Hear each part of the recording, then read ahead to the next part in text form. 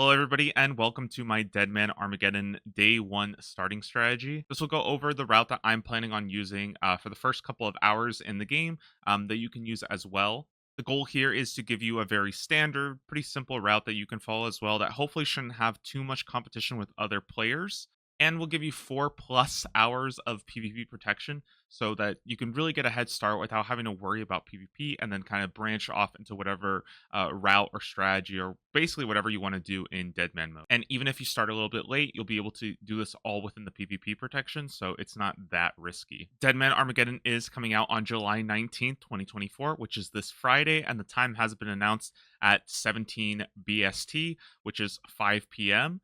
For my time zone, however, I'm on the west coast of the United States, so that's 9 a.m. PST, and you can calculate that as needed. So just make sure you got your alarm set properly and you're not missing the start. And before I continue, I want to make a quick note that if you've played Deadman before, make sure that you hop onto World 345. This is like the permanent Deadman mode world, because you'll need to go ahead and reset all of your progress on like the permanent world so that you can play when the new like seasonal servers go live.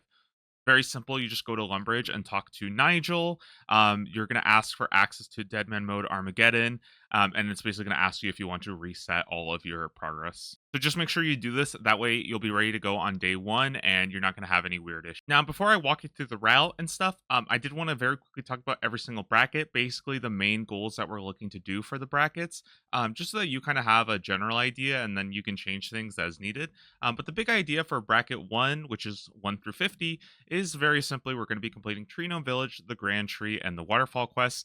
Really no surprise here, but I'm hoping that you enjoy the route that I've kind of cooked up. All right, and just before we get started, I wanted to quickly talk about my inventory and setup. Obviously, I'm going to be kind of simulating the run on my main character because it's a little difficult to get a character set up exactly with like the 10 times experience multiplier and all that. When you start Deadman mode, you'll have an option of a couple places where you can spawn, and we're going to be choosing the Tree Gnome Stronghold for this. In addition, you'll be getting a starter pack that contains a couple of items. I think it has about 10 or so tuna, 5,000 coins, which means we can kind of avoid doing the stronghold. I'm not 100% sure if there's a bronze axe from Tutorial Island, but we can also just get one in Lumbridge a bit later. Don't worry, we'll get into that.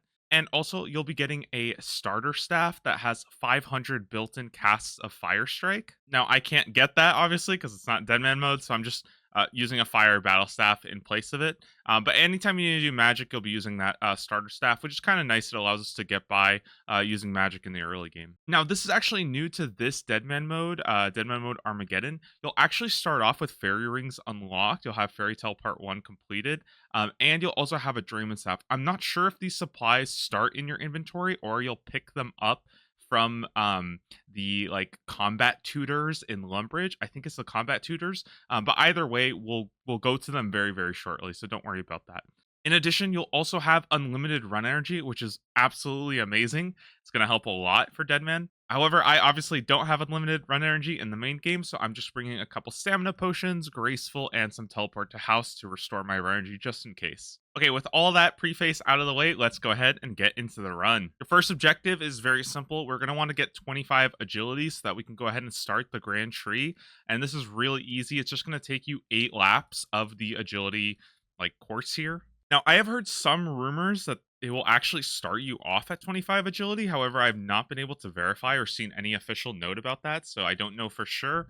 So if you are 25 agility for whatever reason at the start of Deadman mode, just skip this and go ahead and start the Grand Tree. One more thing to keep in mind is that at the start of Deadman, you'll have a choice of like starting relics, a melee, a mage, and a ranged relic. And although a lot of our early game is going to be using magic, I would still recommend to go with the melee relics simply because we're going to be using melee to level up our stats for the most part. That's where most of our grinding is going to be. So speeding up your melee training is the most optimal. If you have a different plan in mind, maybe you want to train your magic instead, then you can. But this strategy in particular is going to go more for a melee training setup. And again, you don't have to follow everything perfectly. Like, you're welcome to do as you want. This is just kind of my ideas. All right, so that's 8 laps completed. It took me just under 5 minutes. You should have 25 agility by now, and we can go ahead and start the Grand Tree. Talk to the king to start the Grand Tree. I've obviously done these quests, so you'll have to go through a little bit of dialogue. Just follow like the Runelight quest helper. I'm not going to give the specifics on how to do every single quest, more so just the general idea. Now, the next part of the quest has us go talk to Hazelmere, but before we head over there, we're actually going to go and start Waterfall Quest. It's not a very far run, especially with unlimited energy, so we're going to be heading over to the Waterfall Quest starting area near the Backstorian Waterfall. Once you've talked to Almira to start the quest, then you can board the log raft, and we do need a rope later on, but we'll get that. For now, you just need to board the log raft and talk to the little kid to continue the quest. From here, you can actually swim on the river, and it'll take you over to like this little library area. And this is where you can head upstairs and check the bookcase to grab the Book of Backstory. Should only be about 10 minutes or so, and we can go ahead and use a Lumbridge House teleport. All right, once you're in Lumbridge, there's a couple things to do real quick. First thing I would do is just go talk to the combat trainers because I think they're the ones who give you like the starting items if it's not already in your inventory. Make sure you have the starter staff, 5,000 gold, the Drayman staff, and some food. Head over to the general store and you're going to want a spade as well as a jug. And I would actually recommend doing X marks the spot, which starts here in Lumbridge. It's such a fast quest, and we're kind of heading there anyway, so it's only going to take you a little bit of extra time, just like digging at the spots. If you don't have the bronze axe, you can also head over to Bob and buy one, because we will need logs. So just buy yourself a bronze axe. Now keep working on X marks the spot, which takes us over to Draenor, which is where we're headed to anyways. So, just keep going through the steps, again, using Quest Helper or Rune Light, whatever you fancy. Once you're in Draenor, I would go ahead and talk to Diango and buy yourself a Chronicle and like 5 teleport. Chronicle is just a nice, easy teleport that's going to help you get to Varrock easily, which we're going to need later on. In addition, if you weren't able to buy the jug, you can also buy the jug here. You can also stock up on a bit more jug of wine in case the tuna isn't enough, or if you just want more food. Nothing wrong with that either. Continue to port Serum, at which point you're going to go ahead and finish up X marks the spot. This is going to give you an experience lamp that's worth 300. However, that's multiplied by 10, so it's 3,000 experience. For now, though, just hold on to that. You don't really want to use it yet. Fill up your jug with water along the way, but we're actually going to be heading over to the rune store to buy some runes that we're going to need for Waterfall Quest. Personally, I would just buy one of each of the rune packs, and having 100 of each is just going to be nice for both for Waterfall Quest and then if you need to have any teleports later on. Again, that starter fire has 500 casts, so we don't really need to spend too much on runes. Now, this might seem weird, but we're actually going to book it south to Mudskipper Point, and that's because there's actually a fairy ring there, which is going to come in handy. It's going to help us do our routing. Fairy rings really make this early game questing a lot more fun. Head over to this fairy ring, and we're actually going to be using CLS to go to Hazelmere's home. There are a good number of jungle spiders here, so just make sure you eat if necessary. Hopefully poison doesn't get you. Here you can go ahead and talk to Hazelmere and start the next part of the Grand Tree, which has you getting like the bark and stuff. Okay, now that you've progressed the Grand Tree, we're actually going to go back to that fairy ring, and this time we're actually going to be heading over to DJP. This is actually the Tower of Life. And we're going to go ahead and start Monk's Friend. You might think Monk's Friend is kind of stupid to do.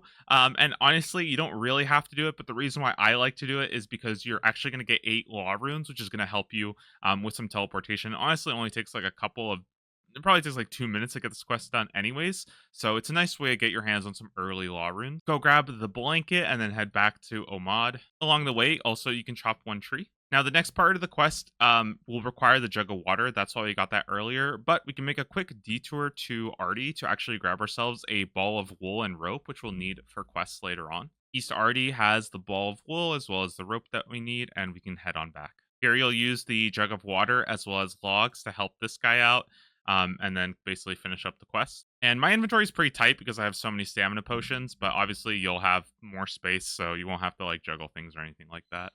And then completing the quest will get you those 8 law runes, which is, I think, really solid. So definitely a good idea. My estimates are about 20 minutes right now, and you can go ahead and run west so that we can go do the Tree Gnome Village quest. As this is our first time, we will have to do the maze on our own. We can't actually follow Elkoi, so just follow it through. If you do have the book, just make sure you've actually read it. You do have to read it for the next part. And before we actually go and do the Tree Gnome Village, head downstairs to continue the next part of Waterfall Quest where you're going to get the pebble. I think there's usually a crate here that you can find that has the key. And when you do this quest, you'll have to use the key on the door to enter, and then Golry is there. So just talk to him. He should be inside of there. and get the pebble. I think it's in like a chest or something. So you just want to make sure you get the pebble. Again, I can't perfectly simulate the quest, but hopefully this gives you enough of an idea that I shouldn't have to explain how to do the waterfall quest. Head inside of Tree Gnome Village and talk to King Bullrun to start the Tree Gnome Village quest. At this point, you can follow Elkoi to get out of the maze fast, which should speed up time. And you'll want to go ahead and chop down 6 trees so that you can deliver it for the next part of this quest. All right, you'll talk to Monte and deliver the logs over to him to begin the next part, which has you go and find the trackers.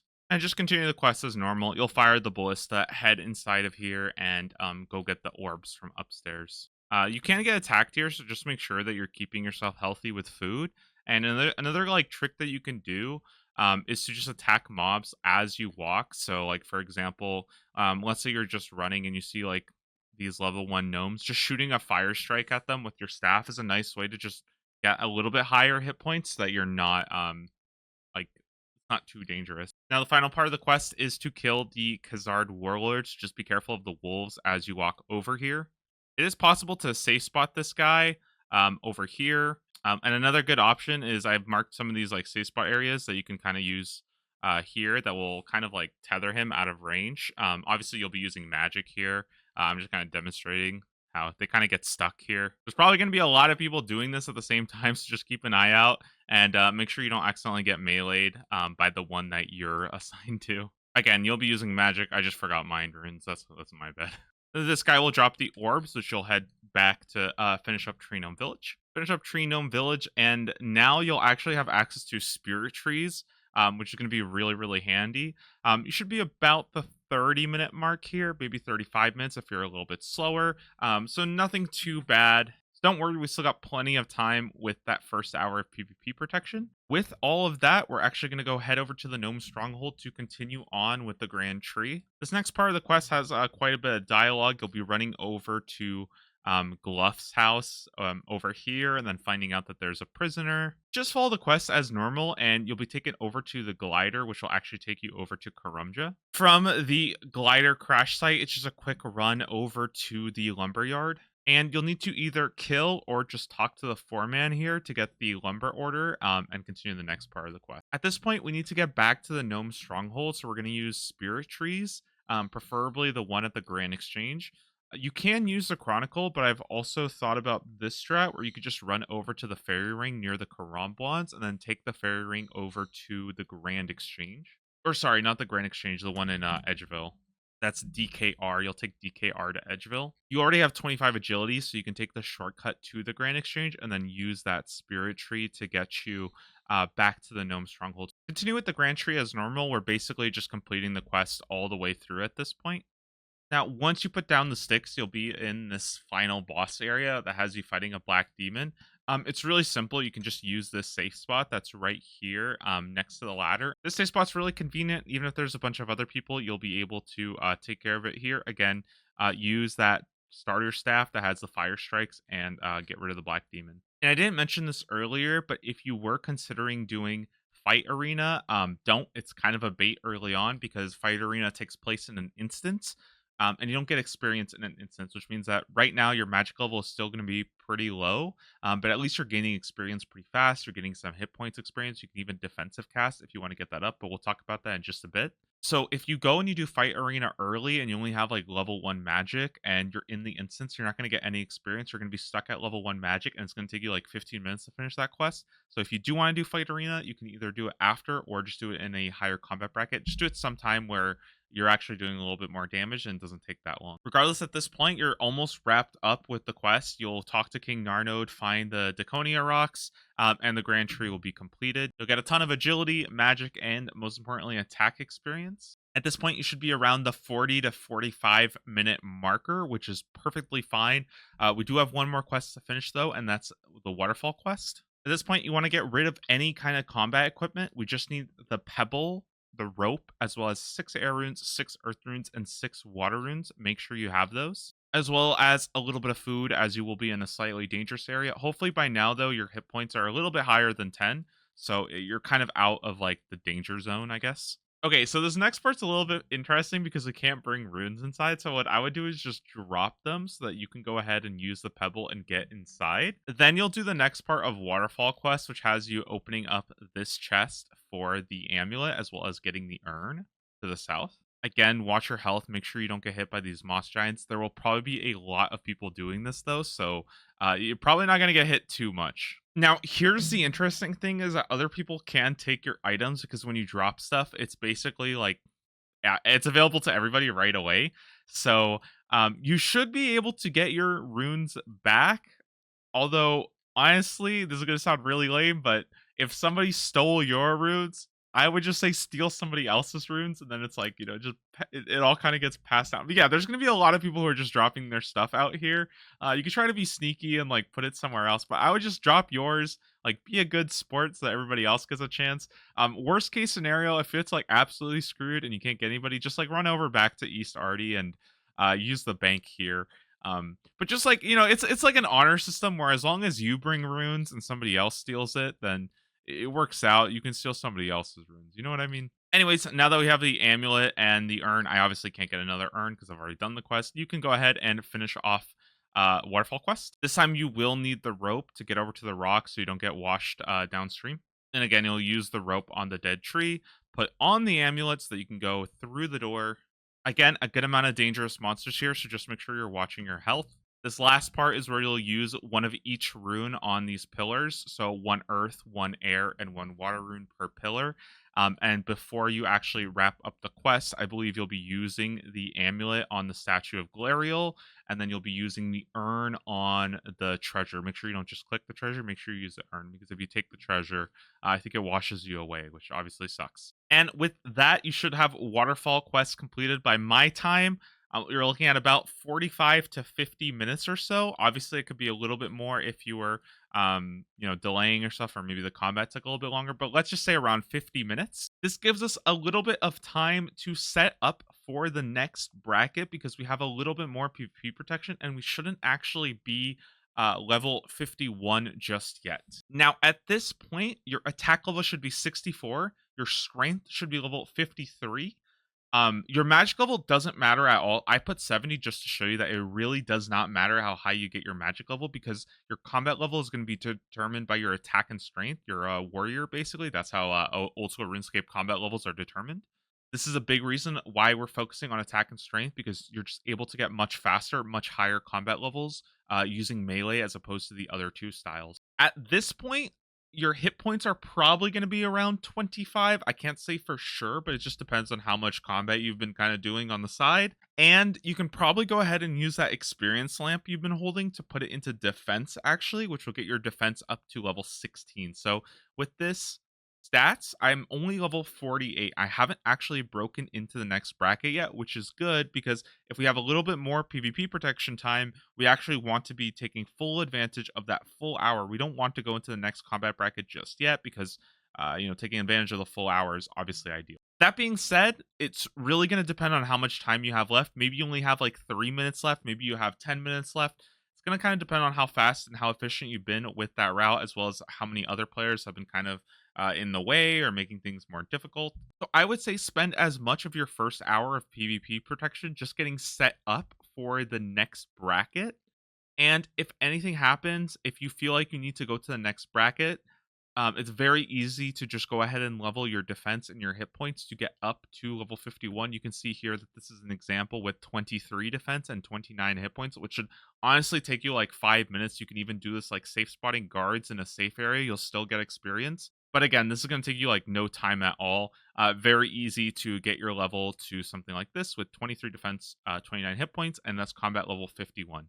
This is why I said you can also defensive cast if you'd like, just so that you're training your defense while you're killing the Khazard Warlord or the Black Demon, and then just save that experience lamp as like a final bump to get you into the next combat bracket. Just again, make sure you don't do it too early because you don't want to accidentally get yourself into the next combat bracket right off Waterfall Quest when you have like 10 minutes remaining, because then you've kind of wasted that time that you could have spent.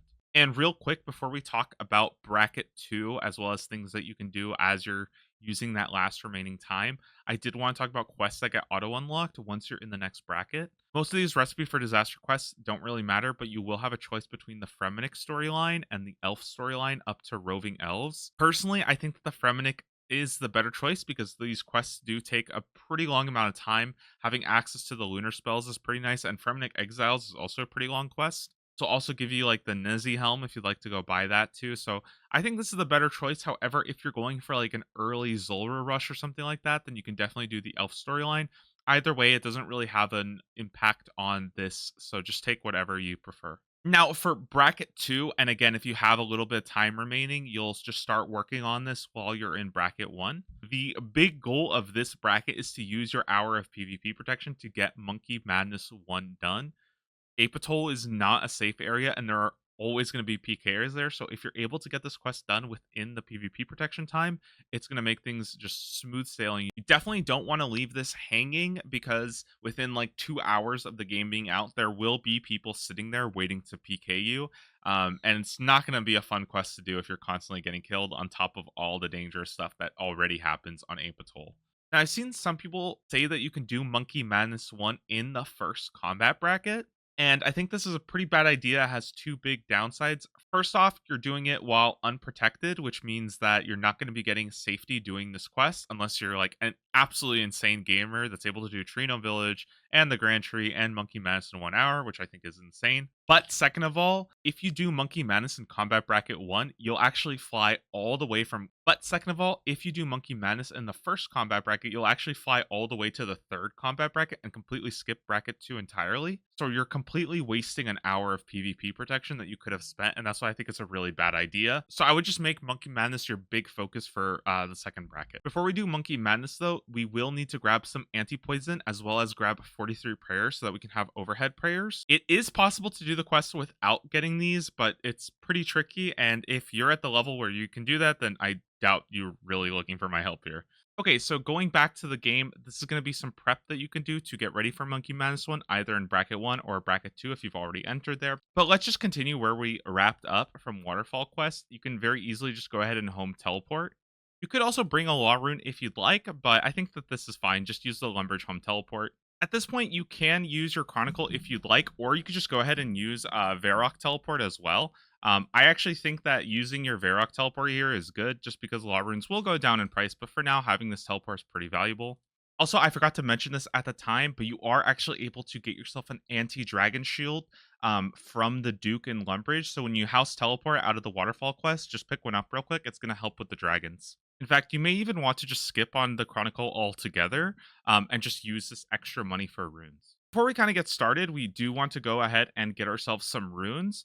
Aubrey is a great idea here. I would probably grab like 300 mind runes or so. And also grab yourself like 300 water runes as well. Now, the reason why we want to get water runes is because we're actually going to be killing blue dragons to get our prayer up. So instead of grabbing a staff of fire like people would usually get, you can actually grab like a staff of air. You can see here I'm short about like 1,500 coins, which is why I think that not getting the Chronicle is actually a better play. Is to not buy the Chronicle. You can see here I'm just a little bit short on actually getting the staff of air. So in hindsight, I probably would have gotten a little bit less mind runes, for example. However, if you do desperately need cash, now's not a bad time to go ahead and do the stronghold and just get the 10k there. It should take like 5 minutes. Regardless, getting yourself a staff of air and like 250 casts should be more than enough. We still have that starter staff, but Water Strike is going to be doing a lot of damage against dragons when we go to kill them. Real quick, in editing, I realized that I didn't actually buy the Chronicle, so I'm actually up about 1,000 gold that I wouldn't otherwise have. So if you're in the situation, I would either recommend just not buying the Chronicle. You will have those Law Runes to teleport to Varrock, or just buying less runes in general. About 200 casts should be enough. Or you can just do the Stronghold, worst case scenario, and that will give you all the money you could possibly need for this early game setup.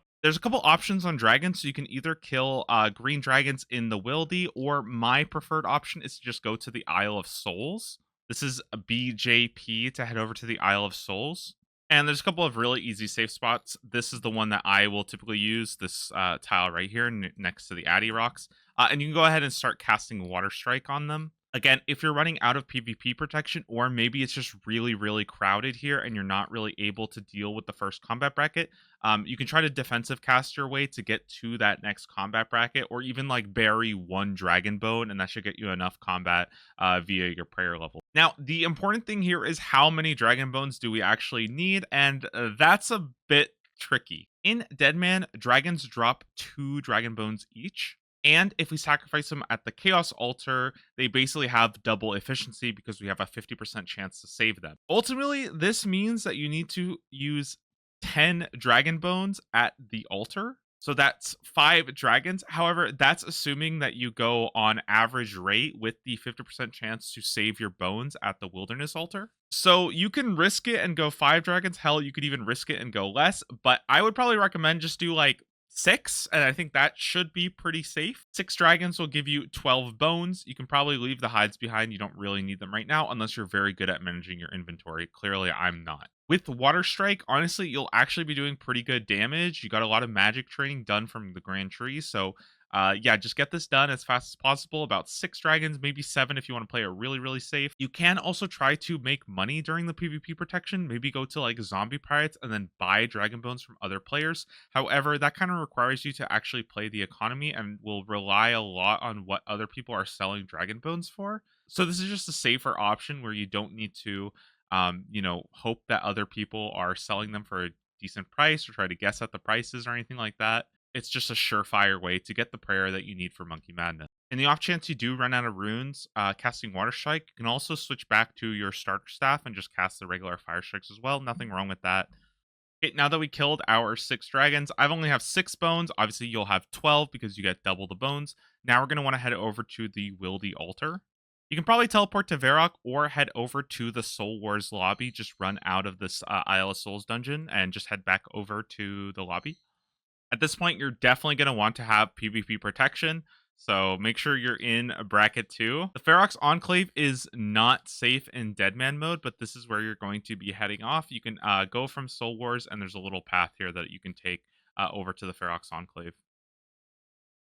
All right, and from the Ferox Enclave, you're going to be running over to the Wildy Altar. Again, bones here have a 50% chance to save, so you basically want to get 10 sacrifices. That's why we killed 6 just to be a little bit safe. Make sure we don't, accidentally screw ourselves. If you do get lucky, you might want to consider holding those dragon bones and just selling them for a really good amount right now, or just using them all for prayer. It doesn't really matter. Once we're done, we should have 43 prayer, which is really good. It opens up a lot of the game. Only thing left to do is to go ahead and get the anti-poison. Also, I forgot to teleport to Varrock. When you go do this, just bring a chronicle or just bring runes so that you can teleport back to Varrock. That's probably going to be the easiest way to continue the next step. Now, one thing you might want to do is run over to the monastery real quick to get monk robes. This is just going to give you a huge prayer bonus so that your overhead prayers will just last a lot longer. You don't really have to worry.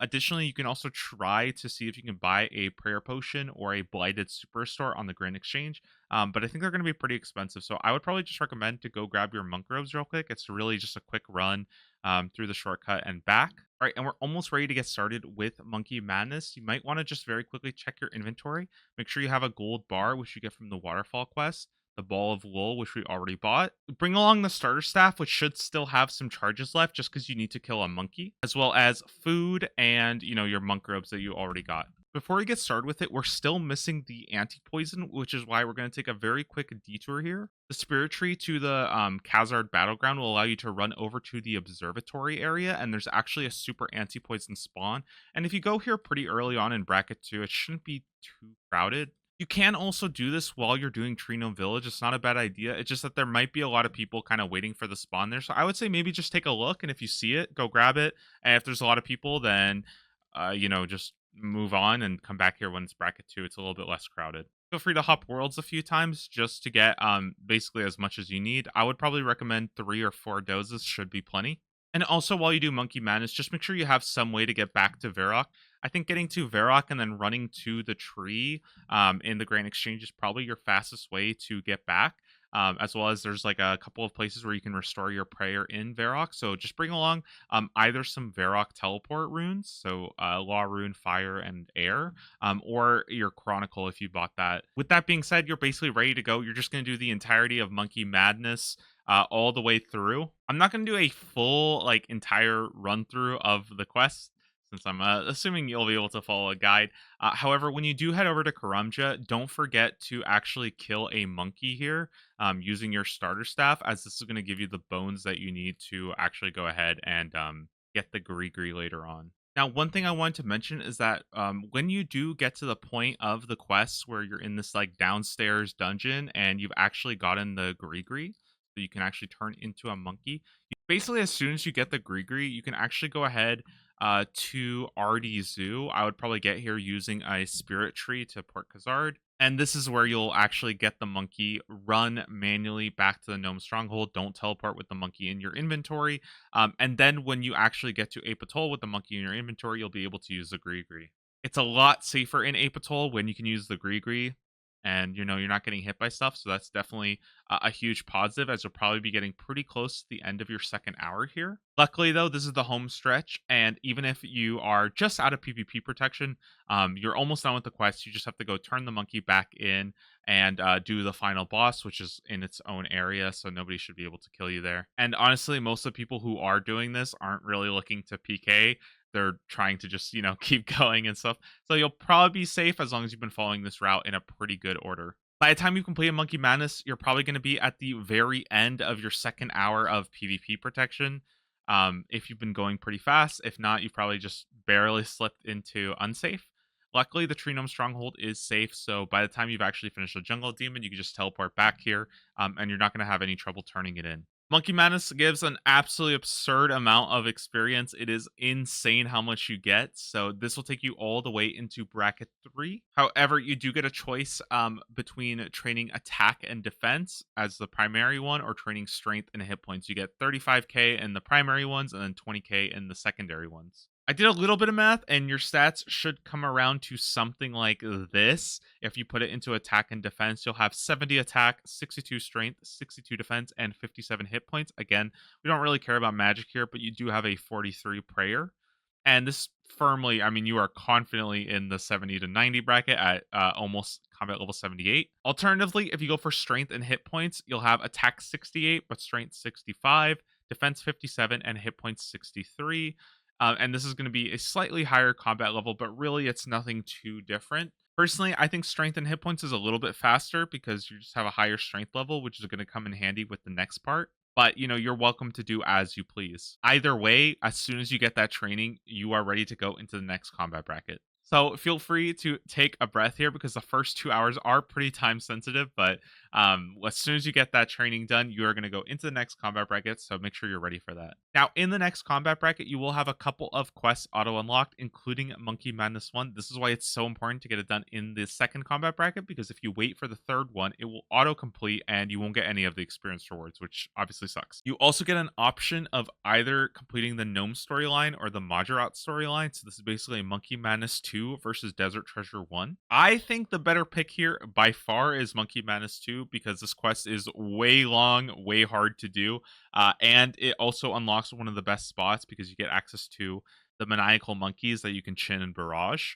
And personally, I don't find Desert Treasure 1 to be that difficult to do if you kind of know what you're doing. So I'd rather just do Desert Treasure 1 manually than give up the ability to like chin or barrage the monkeys. Either way, once you've completed Monkey Madness, you are now into bracket 3. We've played for about 2 hours, pretty much completely safe. And we have a couple of goals here. Our very, very first goal is going to be to get 100k for the Dragon Scimitar. Second goal, kind of in tandem with number 1, is just take advantage of the 1 hour PvP protection and get a couple of things done. And whenever you feel ready or you've kind of taken full advantage of that 1 hour, your stats are high enough now where you can actually head over to the Warriors Guild and start grinding out your defenders. However, this is also a really good spot to just train your combat skills up. Warriors Guild is a safe area, however, Burthorpe is not. So if you get here towards the end of your 1 hour PvP protection, you should have basically complete safety, and then you can keep training in the Warriors Guild in complete safety to get to the next combat bracket.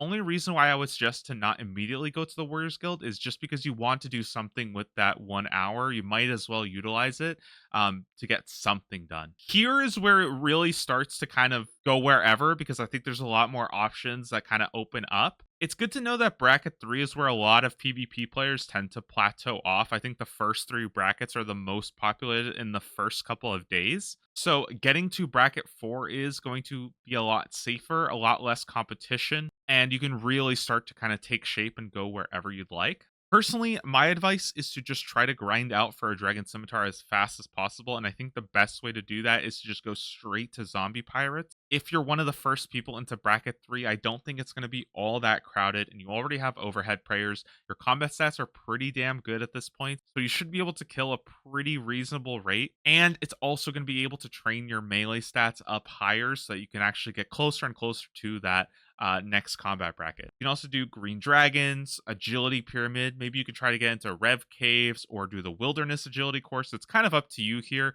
Just do anything that will get you some early money so you can get your dragon scimitar because it's just such a good early game buy. I just like zombie pirates because they actually have the ability to drop a dragon scimitar, so you can get really lucky there. And kind of keep going. That being said, it really shouldn't take you an hour to grind 100k. Zombie pirates are just printing money, so you will have like a good amount of that 1 hour PvP protection from entering bracket 3. And here's where I would recommend to do Dragon Slayer 1 and Barrows. There are a couple of other good quests you could do at this point, such as Fight Arena, Witch's House. You could even do Holy Grail if you'd like. I just think Dragon Slayer 1 and Barrows are probably the most time efficient. And also, when you get into the next combat bracket, Dragon Slayer 1 is auto-completed. So now it's kind of like your last chance to cash in on that experience. And honestly, it's not that long of a quest. If you know what you're doing, it really shouldn't take more than like 20 minutes or so. Now, the only thing about Dragon Slayer 1 is that you will need to get level 8 crafting to make an unfired bowl. You're probably not going to be able to buy this on the Grand Exchange. And you can easily get level 8 crafting simply by going and doing like sheep shearer or something. I would just buy 20 balls of wool from Artie and then head over to Lumbridge. And yeah, you can get the crafting level you need. Your combat stats should be really good by now, so Elvarg shouldn't even be that much of a challenge. As for Barrows, the reason why Barrows is so good is because your very first completion of Barrows gives you a 20k prayer experience bonus. However, once you've hit bracket 3, all of your experience is now a 15 times multiplier. So that 20k is going to give you 300k prayer experience, which is absurdly good. Getting here is surprisingly not too challenging as you will have Nature Spirit already completed. So you can take the Fairy Ring BKR and then take the Bodhi over to Morton and then just do one Barrows run. Like bring, maybe at this point you will have gotten some Super Restores or a Prayer Potion from Zombie Pirates. You could probably buy them in the Grand Exchange or something. Just bring along some prayers so you don't get like slapped by Darok and go do one Barrows run all the way through. Take the ladder back up and turn in the icon and like easy 300k prayer experience. However you want to use that hour is kind of up to you. I would just really recommend trying to get a Dragon Scimitar.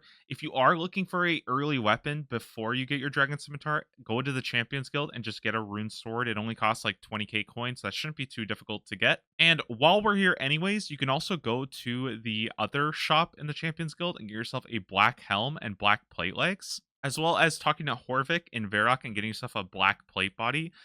This is basically the full set that we're going to be needing for at the Warriors Guild to actually get the tokens. So again, the entrance to the Warriors Guild is dangerous. All of this place is unsafe, but once you've actually entered the Warriors Guild, you're fine. So once you feel ready, once you've really taken advantage of that hour of PvP protection, head on over here and go ahead and start training to get your defender. Defenders at every single combat bracket now have a 4 times multiplier, and the Cyclops spawn a lot faster. So actually getting your defender is going to be fairly quick. In addition, Dragon Defenders also have an 8 times multiplier. So typically they're 1 in 100, and now it's like a 1 in 12. It's actually insane. That being said, this is still a great place to just get some training done, especially if downstairs isn't too crowded. Upstairs will definitely be pretty damn crowded, but yeah, the downstairs area could be a nice place to just go ahead and train your melee stats. And as long as you've been basically spending your PvP protection also training your stats, then you're going to be getting pretty damn close to the level 91 threshold to enter bracket 4. Here's an example of stats I've come up with that will get you to level 91. This is assuming your prayer is 62 because I've added in all the prayer experience you get from the Barrows run. Again, magic doesn't matter because we're a warrior type, but we can see here we have attack 73, strength 74, defense 73, and hit points around 70.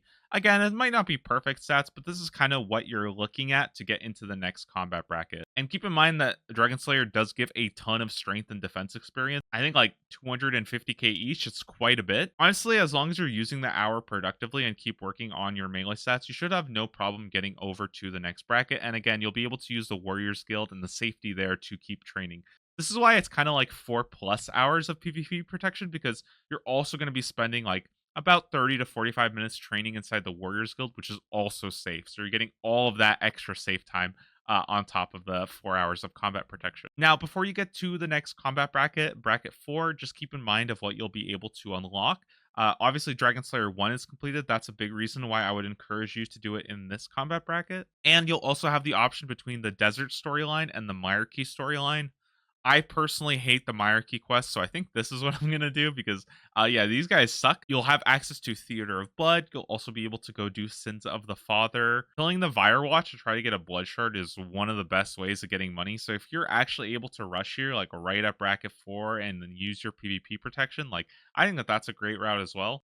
Or if you're looking to try to do Tombs of Amaska and maybe get really lucky at that raid, then Beneath Cursed Sands is not a bad option as well. I just find that these quests are a little bit faster and easier to do than all of the agility stuff in the Myarchy storyline. And finally, guys, we're at bracket 4. This is really where the game kind of opens up, and Deadman is sort of your oyster. You're kind of well out of the range of most of the PKers. You're well out of the range of most of the like low-level noobs that are going to be taking up all the spots.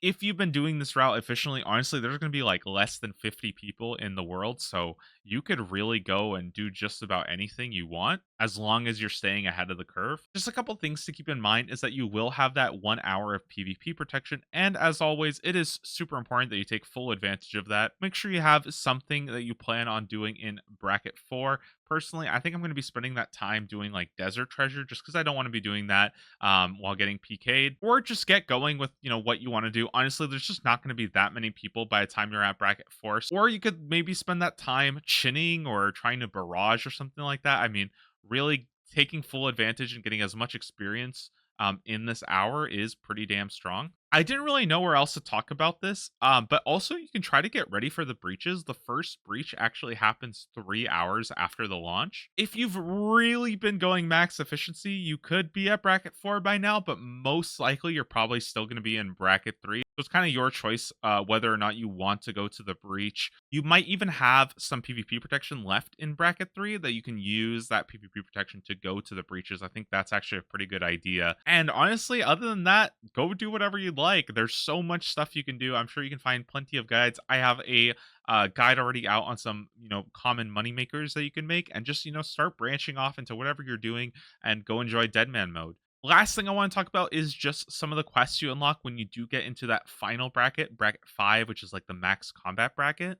I did want to note that you auto unlock Holy Grail, so I would actually recommend you do Holy Grail inside of bracket 4. You get a ton of defense and prayer experience, and it's a very easy quest to do at this point. As for the auto completed storylines, you can choose between the Dragonkin up to Dragon Slayer 2 and Majorat up to Secrets of the North. Personally, I find that Dragon Slayer 2 is a much better pick, as I don't really see the value of the Majorat storyline all that much unless you really want to do Muspah or you plan on doing the Desert Treasure 2 bosses. However, you'll have to complete Desert Treasure 2 manually. But Dragon Slayer 2 is a crazy good pick. It auto completes so many quests that you might need for other stuff as well. And it gives you access to the Myths Guild, which is really good. I really hope this video helped you with your day 1 strategy. Again, nothing I say here is absolutely mandatory. You can really deviate and do a lot of things that you would like to do personally based on what your overall plans with the Deadman mode format is. Personally, I'm already thinking about a couple things that I want to add here and there that are just specific to my like end strategy. So don't be afraid to be creative and mix things up here and there. Honestly, you don't have to be exactly in that hour of PvP protection, even if it's a little couple of minutes here and there. You should be fine for the most part. At the end of the day, guys, it's going to be dangerous by the end of it anyway, so you might as well get used to that risk. Thank you guys so much for watching. I do apologize this is coming so late. I've just been waiting to hear on all of the updated information regarding to Deadman mode just so that I can get it as accurate as possible. It's a little hard to get a perfectly timed route out. So, hopefully this helped out and you understand where I'm going with the route. Good luck with Deadman Armageddon this summer, and please don't steal my waterfall quest runes. I'm begging you.